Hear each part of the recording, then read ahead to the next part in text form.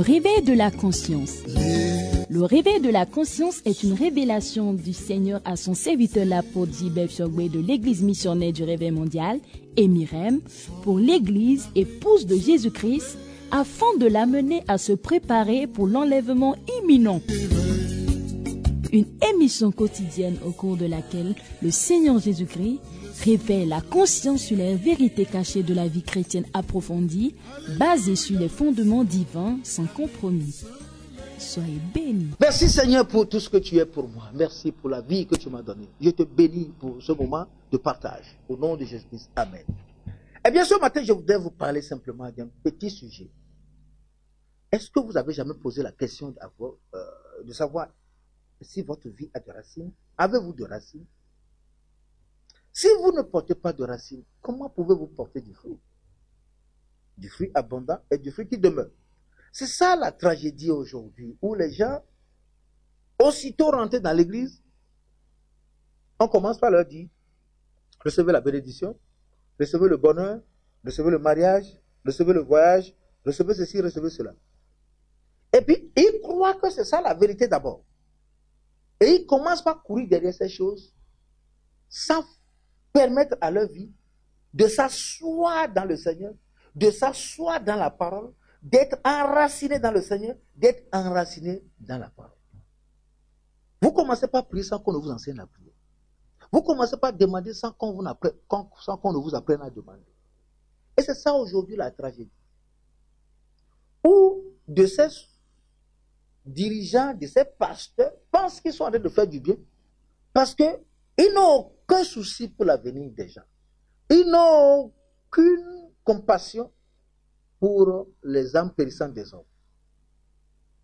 Comment est-ce qu'un enfant que vous mettez au monde aujourd'hui, vous dites, bon d'accord, une fois que tu es venu dans notre monde là, demain tu passes au supermarché et t'achètes un instrument, ou bien je t'amène sur un parc, je t'achète une voiture. Non. Il faut avoir des racines. Toutes les souffrances que nous avons aujourd'hui dans les églises sont des souffrances dues au fait que tous ces soi-disant chrétiens sont sans racines. Avez-vous jamais vu un arbre juste debout, sans même pointer quelque part, et qui commence à porter du fruit? Les chrétiens sont aujourd'hui comme juste les arbres de Noël. Papa Noël. Comment est-ce que... Ça dit, c'est Papa Noël, les arbres de Papa Noël là, sont juste des trucs que les Chinois ont fait là, et qu'on dépose par terre avec des fruits, mais qu'on ne mange jamais. Vous êtes apparemment beau, mais quand vous touchez, vous savez que c'est du caoutchouc. Une vie chrétienne avec le caoutchouc, des fruits en caoutchouc, ça va servir à quoi? Pourquoi vous acceptez qu'on vous trompe? Nous allons continuer par dire la même chose et insister. Parce que beaucoup se perdent dans l'ignorance. Est-ce que vous avez besoin de courir derrière la prière ou bien de courir derrière Dieu? Est-ce que vous avez besoin de courir derrière les lieux de prière ou bien de courir derrière Dieu? Et aujourd'hui, les gens n'ont plus d'oreilles pour écouter. Ils ont vendu leur vie. Le premier jour où vous rentrez dans l'église, on vous dit vous devez acheter de l'eau, vous devez acheter de l'huile, vous devez acheter le mouchoir, vous devez acheter des coupons. Et les gens croient à tout ça.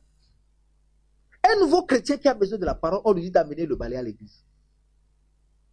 Ouais. Ne sommes-nous pas en train de détruire les vies? Ou bien ne sont-ils pas en train de détruire les vies?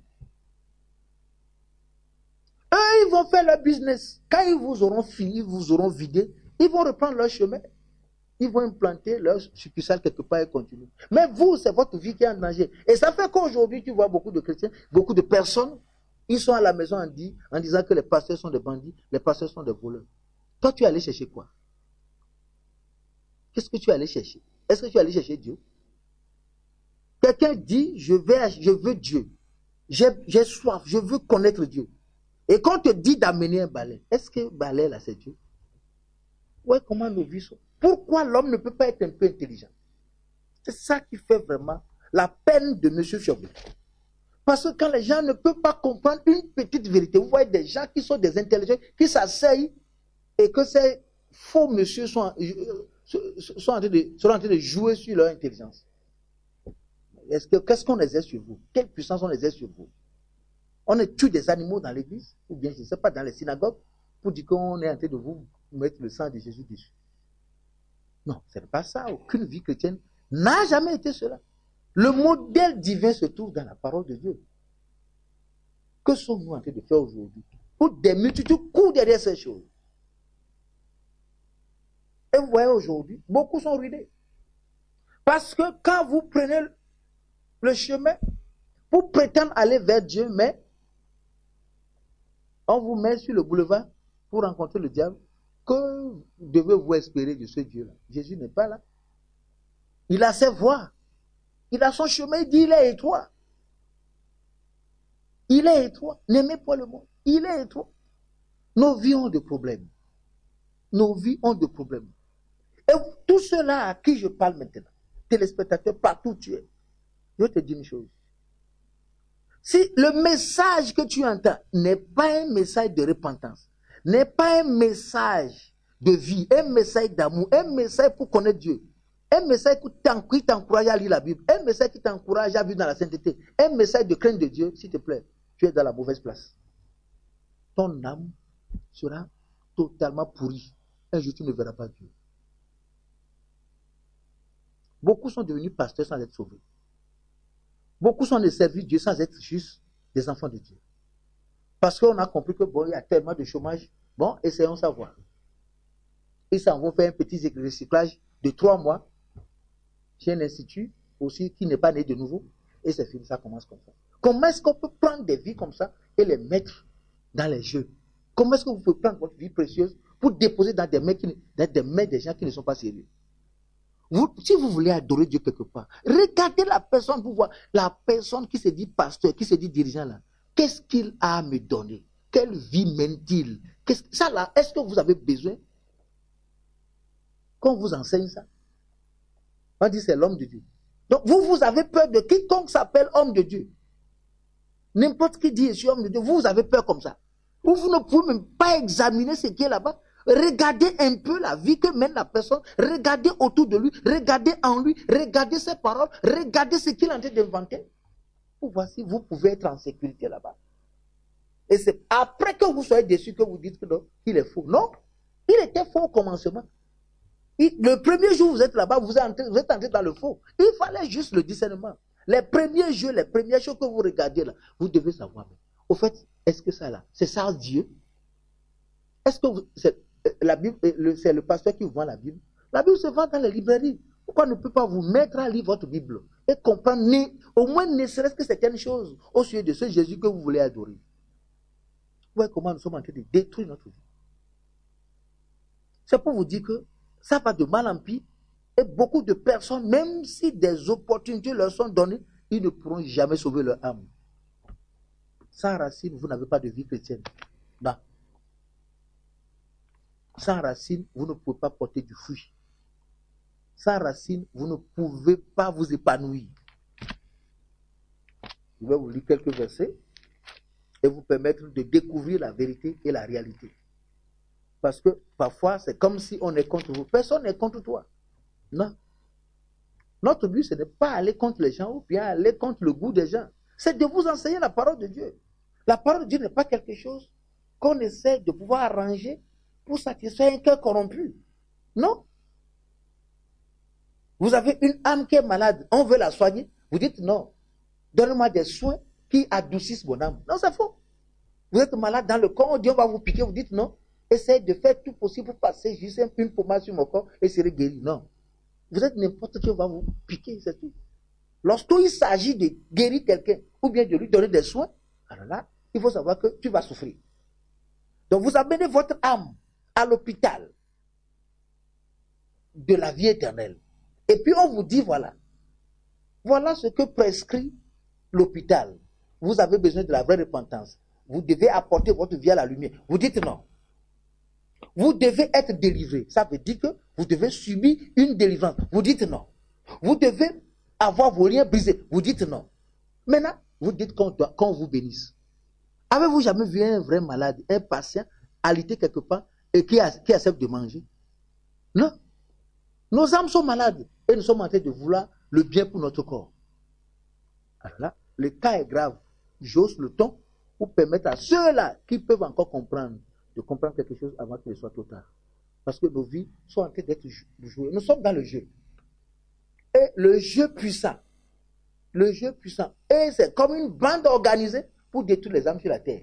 Ils sont nombreux. Et ceux qui n'étaient pas dans la bande hier, aujourd'hui le sont dedans. Les grands pasteurs, on dirait. Je veux l'argent, on veut le ici et maintenant, on veut la gloire, on veut les noms, on veut ceci, et les victimes sont ceux-là qui viennent vers eux. Celui qui n'a pas de puissance dit qu'il a la puissance. S'il n'en trouve pas, il faut qu'il en cherche. Ou Dieu n'est pas prêt pour donner, il faut que ce soit le diable qu'on appelle au secours. Et c'est vous. Hein. Vous avez besoin d'ouvrir les yeux pour voir là où on amène votre âme. Si on ne l'a pas déjà vendu au diable. 1 Pierre, le chapitre 5, le verset 10, il est écrit, le Dieu de toute grâce qui vous a appelé en Jésus-Christ, à sa gloire éternelle, après que vous aurez souffert un peu de temps, il vous a appelé. Le Dieu de gloire vous a appelé à Jésus-Christ. C'est un appel d'abord à Jésus-Christ, à la grâce qui vous sauve. Et maintenant, à la gloire éternelle. Mais avant que vous n'entrez dans cette grâce et dans cette gloire, vous avez besoin de souffrir. Tant que vous n'aurez pas souffert, il dit, après que vous ayez souffert un peu de temps, vous perfectionnez. Vous n'aurez pas le perfectionnement, vous n'aurez pas l'affermissement, vous ne serez pas fortifié et vous ne serez pas inébranlable. C'est la souffrance. Le chemin à parcourir pour entrer dans l'affermissement, pour entrer dans la fortification et le perfectionnement, jusqu'à devenir inébranlable, c'est le chemin de la souffrance. Il n'y a pas de repentance qui ne va pas vous faire pleurer. Parce que vous êtes obligé de dire ce que vous avez gardé, ce que vous avez décrété comme étant secret personnel. Vous allez vous exposer. Parfois, on a honte. Et c'est ça le chemin. Vous allez déclarer que vous étiez voleur. Vous allez déclarer que vous avez des avortements. Vous allez déclarer que vous avez trahi Dieu. Vous allez déclarer que même vous avez volé. Et on vous a demandé, vous avez refusé. Et c'est le temps de l'avouer. Vous devez faire les restitutions. Mais le chemin là, les gens ont dit non, que ce n'est pas possible. Que ceux qui sont en Christ sont une nouvelle créature. Les choses anciennes sont passées. Qu'est-ce qui est passé? Vous avez volé une radio cassette de quelqu'un, vous avez déposé dans votre chambre. Vous dites que les choses anciennes sont passées. Et quand la personne veut venir dans votre maison, vous cachez ça sur le lit. Êtes-vous sauvé? Vous venez dans quelle lumière? C'est comme ça. Vous avez besoin de cette souffrance-là. Vous avez besoin de cette souffrance-là pour permettre à des racines de se pointer sur votre vie. C'est cette souffrance-là qui nous amène à porter des racines. C'est des racines d'abord. Il faut les racines avant le fruit. Pasteur, il faut d'abord les racines. Révérend, il faut des racines.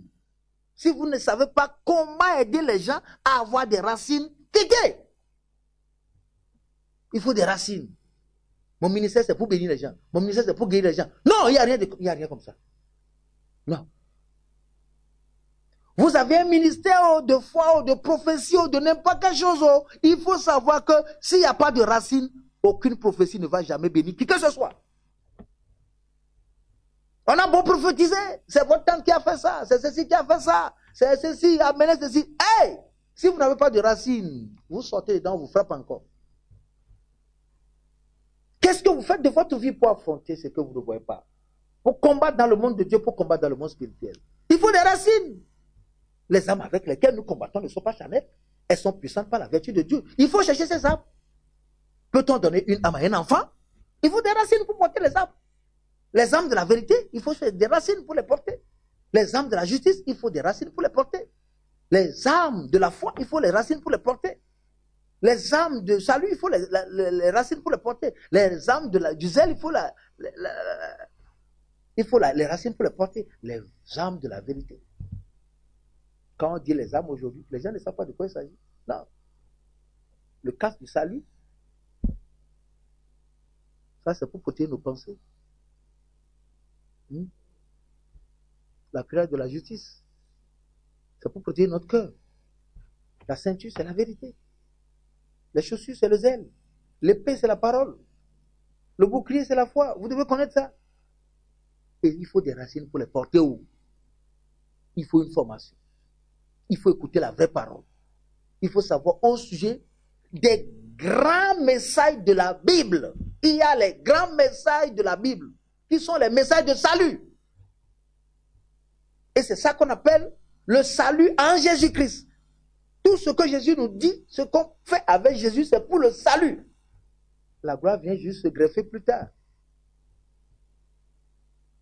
Qu'avez-vous fait de votre vie jusqu'à présent? On est resté là pour dire non, Dieu est bon. Non. C'est après que vous ayez souffert. Il faut souffrir. Ça fait 32 ans que je suis dans la foi. Je ne suis pas encore sorti de mes souffrances. Parce que si on te laisse un peu de liberté, le monde va t'emporter. Vous avez en vous des ennemis que vous ne connaissez pas. Le monde dans lequel vous êtes est votre ennemi. Satan que vous ne connaissez pas est votre ennemi. La chair est votre ennemi. Toutes ces trois entités ont formé une association contre vous. Ils vont tempêter votre vie. Vous n'allez jamais avoir la paix. Vous devez être aguerri et avoir des racines qu'il faut pour les affronter. Et c'est toute la vie. Que des chrétiens sont allés prier la nuit, ils ont rêvé qu'on les a poursuivis. Des gens sont allés prêcher l'évangile et après tout on leur a dit tu vas mourir. Des gens ont quitté le pupitre, ils sont allés et puis ils ont fait accident, ils sont morts. Qui est à la base? Vous n'avez pas de racine et vous attaquez le diable. Vous n'avez pas la racine et vous attaquez le monde des ténèbres. Nous avons tellement de victimes aujourd'hui qui se font en cascade autour de nous et dans nos églises. Et les pasteurs sont aussi emportés. On me dit souvent que je parle des pasteurs. Non. Si le berger est mauvais, le troupeau sera mauvais. Si vous n'êtes pas appelé, c'est que vous n'êtes pas appelé. Ne portez pas le nom de pasteur pour intimider qui que ce soit. Ça, on doit éradiquer ça. On n'a pas peur d'appeler le nom de pasteur ou bien, je ne sais pas, bishop, comme vous les appelez. Ce n'est pas ça. Vous avez besoin d'être vrai. Si vous n'êtes pas vrai, vous êtes un ennemi de Dieu. Qu'importe le nom qu'on vous a donné, qu'importe le nombre de personnes qui vous côtoient, qu'importe ce que vous avez supposé faire pour Dieu, vous êtes un ennemi de la croix. Vous êtes fils du diable. Il faut le connaître, c'est la vérité, non? C'est la lumière profite le royaume de Dieu. Mais ce que vous ne pouvez pas déclarer et qui vous condamne déjà, fait de vous juste un faux. Vous n'appartenez pas à son royaume. C'est ça la vérité, il faut comprendre tout ça. C'est parce que nous avons vu en nous que nous pouvons continuer à vivre pour lui. C'est pourquoi nous sommes en train de le servir. Si le faux est en nous, on ne peut pas venir ici. Il faut que ça change. Vous qui encouragez tous ces gens-là, vous les encouragez. Vous les encouragez. Vous leur donnez votre argent. Vous les assistez. Vous leur dites non, ces gens-là sont en train de mentir. Alors que la réalité est là, s'il vous plaît, si vous ne sortez pas, vous ne quittez pas ces environnements-là, vous ne verrez pas Dieu. Parce que celui qui encourage le faux est faux. Si vous achetez un objet volé, le jour où on trouvera cet objet chez vous, on va vous attraper et vous êtes voleur aussi. Celui qui achète un objet volé est un voleur. Vous avez juste, vous écoutez un message de mensonge et vous le cautionnez, vous êtes menteur. Celui que vous suivez, c'est là où sera, c'est là où est que vous serez. Ne dites pas que non, Dieu est dans les cœurs. Et on dit de ne pas juger les gens. Dieu est dans les cœurs. Ce que chacun fait, c'est Dieu qui va le juger. Si toi tu écoutes et que tu vis pour le Seigneur, c'est faux. Si tu suis le faux, tu iras dans le faux. On n'a-t-il pas dit dans votre Bible que l'aveugle conduit l'aveugle, les deux vont dans le gouffre? Comment est-ce que toi tu peux être plus intelligent que celui qui te montre le chemin?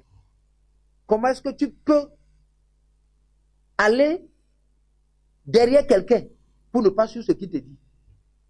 Vous faites le choix de prendre les bonnes décisions qui peuvent aider votre âme à vivre et à survivre. Le temps s'en va. Parce que les oreilles sont dures. Sans racine, on a de proclamer qu'on appartient au Seigneur. N'importe quel vent va, n'importe quel vent vient, bam, il nous emporte. N'importe quelle chose tombe dessus, il nous emporte. N'importe quelle chose vient, il nous emporte. Et nos vies sont toujours agacées, menacées tous les jours. Je suis venu pour te montrer, pour que tu puisses avoir la puce à l'oreille. Si ta vie chrétienne n'a pas de racine, tu ne peux pas dire exactement que réellement, je suis né de nouveau. Je suis sanctifié. Je suis consacré. Ne parle pas du diable.